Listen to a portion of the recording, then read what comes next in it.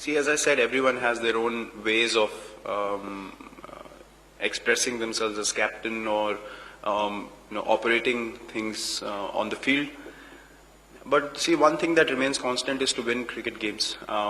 People have different techniques, but they're still able to score runs. Doesn't mean necessarily everyone has to bat like one person. So I think me and MS have always understood our kind of operation out there in the middle. So it doesn't make anything difficult as far as I'm concerned, because when he was in charge, I've always given my point of view or my thoughts to him. Eventually he's made those decisions. Sometimes we click immediately and he makes those changes right away. Sometimes he still takes a bit of time to follow his instinct more and then maybe keep that as option B.